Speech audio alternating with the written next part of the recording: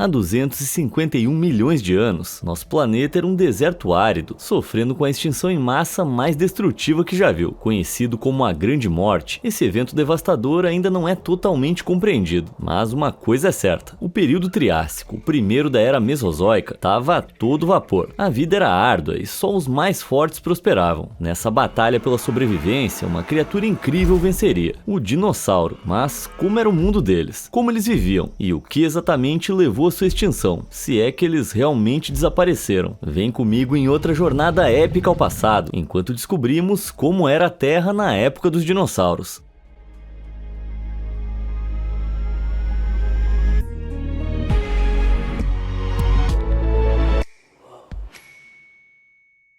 Após a devastadora Grande Morte, a Terra se tornou um lugar incrivelmente inóspito. Caso você ainda não tenha visto meu outro vídeo, como era a Terra antes dos dinossauros, eu vou recapitular bem rápido. A vida era ruim, muito ruim, mas a pouca vida que restava lutava para sobreviver. E 20 milhões de anos após a Grande Morte, espalhava-se constantemente pelo supercontinente da Pangeia. Essa era a Era Triássica. Devido aos vários nichos vazios deixados após o evento de extinção apocalíptico, novas formas de vida se desenvolveram na terra, no mar e até mesmo nos céus para preenchê-los. As terras áridas foram gradualmente interrompidas por enormes florestas de coníferas e, em dado momento, por pradarias de samambaias. Um grupo de animais terrestres, chamados arcossauros, estava se destacando, ascendendo lentamente ao topo das paradas pré-históricas. Com membros eretos e um sistema respiratório super eficiente, eles estavam preparados para conquistar um mundo hostil que chamavam de lar. Mas havia um grupo específico de arcossauros destinado a se destacar de todos os outros. Isso mesmo, os dinossauros. Embora na época os dinossauros fossem criaturas pequenas, em sua maioria comuns, que pouco se destacavam. Acho que é isso que chamam de origens humildes, né? Um dos primeiros dinossauros foi o Eoraptor. Não mais alto do que uma galinha, acreditava-se que era um necrófago carnívoro. Mas agora sabemos que provavelmente era vegetariano, alimentando-se da nova vegetação que surgia em todo o globo. Mas os dinossauros não iam permanecer assim por muito tempo. Eles rapidamente começaram a evoluir, ganhando braços mais eficientes e ossos do pescoço mais fortes para dar melhor suporte aos músculos. Tais adaptações iam possibilitar feras maiores e mais imponentes, como o Herrerasauro, com cerca de 3 metros de comprimento. Esse foi um dos maiores dinossauros predadores da época. Ostentava pernas poderosas e antebraços com garras, que permitiam acompanhar o ritmo e atacar suas presas menores, como a maioria dos primeiros dinossauros. Onde exatamente o Herrerasauro se encaixa na jornada evolutiva da espécie permanece algo incerto, mas certamente estabeleceu um padrão para os dinossauros carnívoros que viriam a povoar a Terra a partir de então. Os herbívoros também ficariam maiores. Com 8 metros de comprimento, o Plateossauro provavelmente conseguia se erguer sobre as patas traseiras para agarrar a vegetação de difícil acesso. E isso teria sido ainda mais facilitado pelo seu pescoço super longo, algo que você pode reconhecer em algumas espécies posteriores. Mas no geral, a vida dos dinossauros era bem semelhante na época, seguindo alguns modelos básicos, principalmente bípedes, caudas longas e pescoços longos, embora alguns mais longos que outros. Como eu disse, os dinossauros ainda tinham um longo caminho para dominar o mundo. Em outros lugares havia outro grupo de vencedores improváveis, esperando a hora certa para chegar ao topo. Os mamíferos, nossos ancestrais peludos, apareceram primeiro, o mais antigo aparentemente sendo o Brasilodon, um pequeno insetívoro que parecia um camundongo, mas na hora certa eu volto a falar deles. Havia muitos outros animais bizarros que vagavam pelos desertos do Triássico, sendo um dos mais notáveis o Longisquama, um réptil com apêndices impressionantes na espinha. Ninguém sabe ao certo para que serviam ou mesmo do que eram feitos. Alguns acreditam que eram escamas super alongadas e outros afirmam que poderia ser uma das primeiras aparições conhecidas de penas. Falando em penas, o que estava acontecendo no céu? No final da era, havia uma única espécie que havia desenvolvido a capacidade de voar e por virtude disso dominavam o ar. Eram os pterossauros. Esses répteis ostentavam ossos ocos cheios de ar, tornando-os leves o suficiente para sustentar o voo, e com absolutamente zero competição, eles reinavam nos céus. Um dos primeiros pterossauros foi o Eudimorphodon, um sujeito de aparência estranha com uma cauda longa longa e dentes esquisitos. Sério, a boca desse bicho era repleta de todo tipo de dentes, desde presas afiadas até dentes menores e multipontiagudos. Considerando isso e o seu tamanho menor, com envergadura de 1 metro, os paleontólogos acreditam que ele se alimentava de peixes pequenos. Seus grandes dentes da frente seriam perfeitos para agarrá-los, enquanto os de trás seriam ideais para rasgar a carne do peixe, o que me lembra que peixes primitivos não eram as únicas criaturas que patrulhavam os oceanos. Os répteis marinhos apareceram pela primeira vez no Triássico, sendo os plesiosauros de pescoço longo e os aterrorizantes ictiossauros, semelhantes aos peixes mais famosos. Estima-se que o ictiosauro triássico Ictiotitan tenha atingido o comprimento de 25 metros, tornando-se o maior predador conhecido que já existiu. Eu só consigo sentir pena dos peixinhos. Essas criaturas majestosas vagaram pelo planeta por milhões de anos, mas há cerca de 201 milhões de anos, a Pangeia começou a se dividir, e à medida que a massa de terra se deslocava, desencadeou uma atividade vulcânica devastadora que traria a ruína do Triássico. 4 grandes erupções vulcânicas ocorreram, resfriando e aquecendo bruscamente a atmosfera, causando incêndios florestais e destruindo 76% de toda a vida na Terra. Até mesmo animais terrestres prolíficos como o predador Postosuchus foram erradicados. Já os dinossauros conseguiram sobreviver praticamente ilesos. Toda aquela atividade vulcânica havia inicialmente lançado enormes quantidades de enxofre e dióxido de carbono na atmosfera, o que bloqueou o Sol e causou um inverno vulcânico extremamente frio, o qual foi responsável pela morte de muitas espécies. Porém, a maioria dos dinossauros desenvolveu penas quentes para suportar as temperaturas mais próximas dos polos, onde havia uma vegetação mais exuberante. Essa adaptação provavelmente os salvou, e à medida que esquentava de novo, eles também conseguiram suportar o calor. Com faixas inteiras de competidores eliminadas, o cenário estava finalmente pronto para que eles dominassem. Era a hora do início do período Jurássico. Com a divisão da Pangeia, 2 novos continentes se formaram, Laurásia e Gondwana. Essas massas de terra foram separadas pelo corpo de água pré-histórico conhecido como Oceano de Tétis, e ao final do período, o Oceano Atlântico começaria a se formar. Vários canais e ilhas também foram criados, resultando em uma paisagem totalmente nova. E apesar do inverno vulcânico, os efeitos a longo prazo da extinção do final do Triássico aqueceram significativamente o planeta. Os mares, agora tropicais, forneceram lar perfeito para os répteis marinhos em evolução, que não só sobreviveram à extinção do Triássico, como também ganharam com isso. Os ictiossauros não eram mais tão grandes quanto seus ancestrais do Triássico, mas continuaram se adaptando, especialmente no que diz respeito aos olhos. Na verdade, eles são conhecidos por possuírem alguns dos maiores do reino animal, em particular o oftalmossauro, com quase 23 centímetros de diâmetro. Esses olhos são os maiores de todos os répteis em relação ao comprimento do corpo, cerca de 6 metros, e teriam permitido que eles vissem presas nas profundezas mais escuras do oceano. Enquanto isso, os plesiosauros se tornaram assustadores, tipo muito assustadores mesmo. Aqueles pescoços longos do Triássico persistiram, mas se diversificaram nos pliossauros, carnívoros enormes com pescoços mais curtos e cabeças maiores, como o intimidador Liopleurodon. Mas os mares estavam cheios de mais do que apenas répteis e peixes. Isso aqui é o Dolocaris. E não, surpreendentemente não é um extraterrestre. Para dar inveja ao oftalmossauro, esses olhos representavam 1/4 dos seus 20 centímetros de comprimento. Provavelmente um predador de emboscada, o Dolocaris esperava por presas desavisadas nadando por perto, e então usava suas garras para pegá-las e devorá-las. Pode parecer um crustáceo, mas na verdade era de uma família relacionada de longe, conhecida como Tilacocéfalos, agora extinta há muito tempo. Essas criaturas jurássicas também compartilhavam as águas com peixes de aparência contemporânea e com o mais antigo grupo conhecido de tubarões vivos, os tubarões de 6 guelras. Toda essa nova vida foi possível graças a águas mais quentes do Jurássico. Voltando à terra firme, o clima tropical teve outros efeitos dramáticos. A flora explodiu e vastas florestas de coníferas mais modernas cresceram. Quase todas as espécies que temos hoje já existiam no final do Jurássico. A paisagem exuberante também abrigava várias samambaias e ginkgos, todas elas gimnospermas, plantas com sementes expostas que dependem do vento para espalhá-las. E com todas essas novas plantas por aí, havia muitas criaturas prontas para se jogar nelas. Sim, voltando ao assunto principal, os dinossauros. É incrivelmente difícil colocar os dinossauros do Triássico em termos de classificação devido ao quão primitivos eles eram, mas no Jurássico essas criaturas começaram a se encaixar perfeitamente nos grupos icônicos que as definiriam. Por exemplo, o Lesotossauro foi um dos primeiros ornitisquianos, o grupo que inclui Triceratops grandes estegossauros. O lesotossauro era um pequeno herbívoro, com cerca de 1 metro de comprimento e tão alto quanto uma galinha, que provavelmente vivia em rebanhos para se proteger de predadores. Todos os ornitisquianos evoluíram um osso do quadril, semelhante a um pássaro, que apontava para baixo e para trás em vez de apontar para frente. Originalmente, acreditava-se que ele criava mais espaço no estômago para digerir alimentos, mas hoje em dia as pessoas acreditam que poderia ter ajudado na respiração. Seja qual for o motivo, foi uma adaptação que perdurou com todos os futuros membros da ordem, então deve ter sido algo extremamente útil. Combinando isso com dentes mega específicos, perfeitos para triturar a vegetação, não fica difícil entender como essa linhagem se tornou tão bem sucedida. Por outro lado, temos os saurópodes. Esses gigantes imponentes e de pescoço longo fizeram a sua estreia no Jurássico Inferior, e não eram nada desprezíveis na época, mas no Jurássico Superior, há cerca de 160 milhões de anos, eles eram imensos. Os mais icônicos da época foram o Brachiosauro e o Diplodoco, sendo os dois herbívoros. Um era um monstro vertical, enquanto o outro era horizontal. O Brachiosauro usava o seu enorme pescoço de 15 metros para alcançar a vegetação alta, mas também era incrivelmente longo, chegando a 26 metros, quase o comprimento de 2 caminhões semi-reboques. Mesmo assim, surpreendentemente, o Diplodoco superou. O espécime mais longo já descoberto tinha 33 metros de comprimento, metade da envergadura de um Boeing 747. Sem dúvida, os maiores animais terrestres que já existiram, os saurópodes eram efetivamente imunes à predação e podiam continuar crescendo sem medo, mas nem todos os herbívoros eram tão grandes. Então, como é que os menores se defendiam? Bem, se você fosse um estegossauro, usaria uma cauda pontiaguda chamada tagomizador, ou em inglês, tagomizer. Eu sei, parece nome de banda de metal. Balançando o seu tagomizador, o estegossauro conseguia dar um golpe violento e cheio de impulso em qualquer predador. Embora não fossem tão grandes quanto o Diplodoco, também não eram exatamente pequenos. Alguns chegavam a ser maiores que um ônibus. Então, com todo esse tamanho e pontas afiadas na cauda, eles certamente eram capazes de se defender, mesmo que tivessem um cérebrozinho do tamanho de um limão. Quanto às placas adornando suas costas, existem algumas teorias. Inicialmente, acreditava-se que fossem ferramentas defensivas adicionais, mas hoje em dia essa ideia já caiu. As placas provavelmente eram muito fracas. Em vez disso, provavelmente eram usadas em exibições de acasalamento ou para intimidar estegossauros rivais. Então, que tipos de predadores rondavam as florestas do Jurássico? Uma palavra: terópodes. Essa classe inclui praticamente todos os dinossauros carnívoros que você possa imaginar. No caso do Jurássico, o mais famoso era provavelmente o Alossauro, e você não ia gostar de conhecê-lo. Com uma mandíbula repleta de dentes serrilhados, antebraços equipados com garras afiadas e pernas poderosas, essa criatura foi construída para perseguir agressivamente a sua presa. Pense nele como um leão reptiliano, capaz de breves explosões de velocidade, mas não feito para perseguições longas. Se era ou não um animal social como os leões, isso é uma incógnita. Alguns acreditam que eles caçavam em matilhas, trabalhando juntos para bater presas difíceis como o estegossauro. Outros acreditam que eram solitários territorialistas, mais propensos a matar outro alossauro do que dar um abraço nele. O argumento a favor da segunda hipótese é bem convincente. Afinal, com 5 metros de altura e até 12 metros de comprimento, é muito dinossauro para alimentar. É difícil imaginar que haveria comida suficiente para todos eles. Também vagando pelo Jurássico estava o Dilophosauro, o icônico dinossauro gritão cuspidor de veneno dos filmes do Jurassic Park. Só me desculpa te decepcionar, mas isso é uma completa fantasia. Não há evidências que sugerissem que o Dilophosauro tivesse esse babado ao redor do pescoço ou que cuspisse qualquer tipo de veneno. Além disso, ao contrário da representação do filme, ele não era um pequeno predador. Era tão alto quanto o The Rock e tinha o comprimento de 2 New Beetles. Quanta diferença! Mas de onde é que tiraram essa ideia do veneno? Bem, o Dilophosauro tinha um entalhe estranho em sua mandíbula, que fez com que especialistas questionassem inicialmente a força de sua mordida. Se não fosse forte o suficiente para lidar com a própria presa, deveria haver um método de caça alternativo, certo? Daí o veneno. Mas sem nenhuma evidência real, é bem mais provável que o Dilophosauro fosse um necrófago, que usava o seu tamanho para intimidar outros oportunistas, ou um caçador de peixes especializado. Dito isso, as mandíbulas dele foram reavaliadas várias vezes, e os cientistas agora acham que a sua mordida era muito mais forte do que estimaram de começo. De qualquer forma, eu ia detestar esbarrar com esse cara por aí. Em outros lugares, outros terópodes estavam dando alguns saltos bem espetaculares, diretamente no céu. Esse é o Archaeopteryx, e apesar de ser do tamanho de um passarinho, deixou um impacto enorme na paleontologia. Na época da sua descoberta, em 1861, a teoria da da evolução de Darwin tinha acabado de ser escrita e estava sendo muito contestada. Bom, esse dinossauro impressionante confirmou a teoria. Como você pode ver, ele evoluiu penas e era capaz de voar, embora não esteja claro se era um voo completo ou se ele ficava mais planando. O Archaeopteryx representava um exemplo tangível de evolução, um terópode que tinha desenvolvido uma adaptação específica em resposta ao seu ambiente. Na época da sua descoberta, isso foi uma coisa inovadora, mas apesar dos melhores esforços do Archaeopteryx, os céus jurássicos ainda eram governados pelos pterossauros, só que agora havia muito mais deles. O ranforrinco era um voador com dentes cruzados e interligados, provavelmente usados para prender peixes, mas assim como seus vizinhos dinossauros, quando a era jurássica avançou, os pterossauros também ficaram maiores. O Darkskietanach foi o maior que o Jurássico tinha a oferecer, do tamanho de um albatroz errante, a maior ave voadora hoje em dia. Assim como o ranforrinco, ele tinha alguns ganchos estranhos, provavelmente para capturar peixes e lulas do oceano. Em outros lugares, outra raça de pterossauros alcançaria alturas ainda maiores, os pterodáctilos. Ao contrário de outros pterossauros, esses caras ostentavam uma cauda curta, ossos mais longos e, com muita frequência, uma crista impressionante para se exibir no acasalamento. O Pterodactylus era um desses caras, e o homônimo para essa família. Parece que esses comedores de peixe também ostentavam uma bolsa de garganta, possivelmente para permitir que o excesso de água escorresse ao arrancar suas presas do mar. Os Pterodactylus tiveram um começo bem impressionante, mas o seu verdadeiro potencial seria alcançado no próximo período da história da Terra. O mesmo não pode ser dito dos mamíferos, que precisaram de um pouco mais de tempo de preparação. Nossos ancestrais se diversificaram e prosperaram, desenvolvendo diversas novas adaptações, como escalar, cavar e planar. Muitos acreditam que eles lutavam para sobreviver em um mundo dominado por dinossauros, mas essa definitivamente não é a verdade, só que eles iam ter que esperar além do fim do Jurássico para que a sua verdadeira hora de brilhar chegasse. Falando nisso, você provavelmente está esperando eu falar sobre algum grande cataclismo que abalou o globo de novo, mas surpreendentemente não. A fronteira entre o Jurássico e o Cretáceo não é marcada por nenhum evento de extinção em massa, e por isso tem sido bem difícil determiná-la. Na época em que eu estou fazendo esse vídeo, os cientistas acreditam que o Jurássico terminou há cerca de 145 milhões de anos, mas é uma distinção bem arbitrária. As mudanças de um período para o outro foram incrivelmente graduais. O final do Jurássico e o início do Cretáceo provavelmente eram bem parecidos, embora seja seguro dizer que o Cretáceo não permaneceria assim por muito tempo. Um desenvolvimento fundamental foi a evolução das plantas com flores, e por extensão das abelhas para polinizá-las e ajudá-las a se espalhar. Isso acabaria sendo uma das mudanças mais impactantes da história do planeta. À medida que o Cretáceo avançava, os continentes continuaram a se deslocar, lenta mas seguramente, começando a se assemelhar ao que conhecemos hoje. Essas mudanças separaram as placas tectônicas da Terra, criando caminhos para o magma fluir do núcleo da Terra e dando origem a uma infinidade de vulcões. E o que vem depois dos vulcões? Erupções, muitas delas. Todas essas erupções provavelmente levaram ao aquecimento global massivo que se observa nessa era. Afinal, Cretáceo pode ter sido um dos períodos mais quentes da história da Terra, e todo esse vulcanismo desenfreado também fez com que as calotas polares derretessem, levando a uma elevação drástica do nível do mar. Os níveis do mar durante essa era foram os mais altos da história do planeta. Naturalmente, com toda essa água extra, os répteis marinhos se aproveitaram. Uma nova espécie dominante surgiu, o Mosasauro, feras predadoras com corpos semelhantes a cobras, que vasculhavam o fundo do oceano em busca de presas. Os mosasauros foram incrivelmente bem-sucedidos, multiplicando-se pelos mares e prosperando por toda a era, mas nenhum foi tão bem-sucedido quanto o próprio mosasauro. Acredita-se que esse predador enorme tenha atingido comprimentos de 17 metros. Isso são 3 girafas. Não que o mosasauro fosse em algo parecido com uma girafa. Como predador de topo dos oceanos do Cretáceo, ele se alimentava basicamente de qualquer coisa: peixes, ictiossauros, plesiosauros e, claro, até mesmo outros mosasauros. E isso é assustador. Outra criatura menos horrível do Cretáceo foi o Archelon, a maior tartaruga marinha que já existiu. À primeira vista, você poderia pensar que parece muito com as tartarugas marinhas de hoje, até saber que essas criaturas atingiam mais de 4,5 metros de comprimento e pesavam mais de 2 toneladas. Nos céus acima das águas, os pterossauros, e especialmente os pterodáctilos, finalmente atingiram seu desempenho máximo. O icônico Pteranodon planava pelo ar, devoando devorando os peixes da água. Com uma envergadura de 7 metros, os pterossauros nunca foram tão grandes, mas o Pteranodon não era o maior, não era mesmo. Deixa eu te mostrar o Quetzalcoatlus, possivelmente o maior animal que já voou. Em pé, ele tinha a altura de uma girafa e com uma envergadura de 12 metros. Cara, esse pterodáctilo devia parecer um demônio, e é incrível imaginar que uma criatura dessas pudesse voar. Provavelmente se alimentava de lagartos, pequenos dinossauros e outros animais minúsculos, os quais engolia inteiros. Mas o céu não era o único lugar povoado por incríveis não-dinossauros. Em terra firme, a vida vegetal permaneceu praticamente a mesma, exceto pelas novas plantas com flores. Porém, muitos animais, como cobras e lagartos, evoluíram para formas mais reconhecíveis. Alguns deles eram criaturas menos fofas e mais monstruosas da pré-história. Esse é o Beelzebufo, também conhecido como sapo-diabo. E por que ele ganhou esse nome? Ah, nada não. É só porque ele comia uns dinossauros aí. Dinossauros bebês, mas ainda assim, né? Essa coisa era quase definitivamente o maior sapo de todos os tempos, com 40 centímetros de comprimento. Agora, o sapo-diabo não era o único animal que fazia dos dinossauros seu jantar. Os crocodilianos e seus parentes também prosperaram no Cretáceo. E ao contrário do Beelzebufo, o Deinosuchus se alimentava de dinossauros adultos, possivelmente o maior crocodilo que já existiu. Esse jacaré titânico tinha a altura de um homem adulto e 12 metros de comprimento, talvez até mais. Mas os paleontólogos acreditam que ele ainda conseguia se esconder com eficácia em corpos d'água como lagos e saltar para atacar dinossauros desavisados enquanto eles se abaixavam para beber. Fósseis de alguns dos maiores e mais ferozes dinossauros da época foram descobertos com marcas de mordidas de Deinosuchus, o que mostra que esse cara não tinha medo nenhum. O Jurássico é frequentemente considerado a era dos gigantes, e para ser justo, foi a era em que os dinossauros começaram a ficar enormes, mas foi no Cretáceo que as coisas aceleraram. Não sabemos exatamente o porquê, embora possa ter algo a ver com a composição da atmosfera da época. De qualquer forma, os dinossauros já existiam em seus nichos praticamente sem contestação por volta de 100 milhões de anos em meados do Cretáceo. Isso lhes permitiu crescer e se adaptar sem medo, aperfeiçoando ainda mais seus papéis. E tamanho geralmente significa poder, proteção e intimidação. E pode acreditar que esses caras certamente eram bem intimidadores. Lembra daqueles saurópodes enormes do Jurássico? Bom, eles eram crianças minúsculas em comparação com o Titanossauro, saurópodes extraordinariamente gigantescos. O maior de todos provavelmente foi o Argentinossauro, que em seu auge tinha 26 metros, quase tão longo quanto a ponte Rapine na Irlanda, e 65 toneladas, tão pesado quanto uma baleia azul. Mas como os saurópodes anteriores, ele só se interessava por comer matéria vegetal, utilizando aquele pescoço enorme para mastigar lugares altos. Só que não foram só os saurópodes que cresceram. No Cretáceo, os ornitisquios evoluíram e se diversificaram amplamente. Alguns se tornaram ceratopsianos, dinossauros com bicos e babados, como o Triceratops e o Estiracossauro. Essas criaturas poderosas ostentavam chifres robustos, que os tornavam mais do que capazes de se defender dos predadores mais mortais da época. Em outros lugares, surgiram os paquicefalossauros, criaturas bípedes caracterizadas por um crânio ósseo espesso, que pode ter sido usado para autodefesa ou para dar cabeçadas em rivais feito um alce. Mas os mais prolíficos foram provavelmente os hadrossauros, ou dinossauros com bicos de pato, conhecidos como as ovelhas do Mesozoico. Rebanhos desses herbívoros eram encontrados por toda parte, mas ao contrário das ovelhas, eles tinham bicos cheios de centenas de dentes, perfeitos para agarrar a vegetação e triturar. Alguns, como o Parasaurolophus, ostentavam uma magnífica crista oca na cabeça. Não se sabe ao certo para que servia, mas existem algumas teorias. Poderia ter sido usada para comunicação, soprando o ar através dela, ou como forma de regulação de temperatura, ou até mesmo como um snorkel embutido. Isso seria muito louco. E por fim, os anquilossauros deram seu melhor. Sabemos que esses tanques vivos provavelmente se originaram no Jurássico, mas foi no Cretáceo que eles tiveram mais sucesso. O mais conhecido é provavelmente o próprio anquilossauro. Apesar de ser herbívoro, era revestido por uma armadura óssea e ostentava uma clava grossa na ponta da cauda. Então esse é um dinossauro com o qual os terópodes predadores iam relutar em se envolver. Isso não quer dizer que nenhum terópode caçasse essas bestas enormes blindadas. Apertem os cintos. Os dromeossauros emplumados espreitavam a terra, usando suas garras enormes e curvas para ajudar a agarrar presas difíceis, embora você possa conhecê-los por outro nome, os raptors. Os caçadores de matilhas super inteligentes dos filmes Jurassic Park podem ser pura ficção. Há poucas evidências de que eles cooperassem entre si, embora a gente gente acredite que eles fossem bem inteligentes para um dinossauro, não eram exatamente assim um Einstein. Esses caçadores prolíficos variavam de um Velociraptor, que tinha o tamanho de um peru, ao enorme Utahraptor, que era tão alto quanto um homem adulto. E alguns dromeossauros provavelmente eram capazes de subir em árvores, planar ou até mesmo voar. Então não havia onde as presas se esconderem. Talvez o terópode mais estranho de todos fosse o Ubirajara, uma aberração do tamanho de uma galinha, caracterizada por suas penas semelhantes a pelos e suas bizarras lanças de queratina nos ombros. As lanças poderiam ter sido usadas para intimidar rivais ou para se exibir a parceiros, mas provavelmente não eram armas, seriam muito impraticáveis. Além disso, o Minisauro aparentemente se alimentava de insetos ou pequenos lagartos, então a menos que ele quisesse fazer um espetinho de besouro, eu não vejo muita utilidade para isso. Bom, eu disse que talvez fosse o mais estranho, isso porque eu ainda preciso apresentar uma galera bem esquisita, como o Deinoqueiros. Esse esquisitão onívoro era o maior de sua família, os Ornitomimossauros, com mais de 4,5 metros de altura e tão longo quanto um poste, provavelmente era coberto de penas, com uma enorme corcunda, bico em forma de colher e braços longos e desengonçados, terminando em garras mortais nas pontas. Bom, o nome Deinoqueiros significa mão terrível, mas havia mais um terópode conhecido por suas garras aterrorizantes, o Therizinosaurus, essa coisa que eu chamaria de girafotamanduasauro, medindo quase 6 metros de altura, provavelmente pastava na vegetação alta, usando suas garras enormes de 1 metro para derrubar os galhos. Provavelmente também usava para autodefesa, feito um tamanduá-bandeira de hoje em dia, capaz de infligir ferimentos graves quando ameaçado. Mas agora chegou a hora de falar de quem eu tenho certeza que você estava esperando, o Tiranossauro Rex. O Rei Lagarto Tirano. O maior e mais malvado dinossauro que existiu, ou pelo menos é o que dizem. Não era exatamente o maior, mas definitivamente era o mais malvado. Com 12 metros de comprimento e altura de 2 homens, o T-Rex era um caçador ativo e com um olfato apurado para caçar presas. Quando as capturava, suas mandíbulas enormes eram capazes de morder com mais força do que qualquer outro animal já conhecido. E sim, ele tinha bracinhos estranhos e bem pequenos. Ninguém sabe ao certo para que eles serviam. Alguns acham que eram úteis para golpear as presas enquanto as prendiam com a boca. Outros dizem que serviam para segurar as parceiras durante...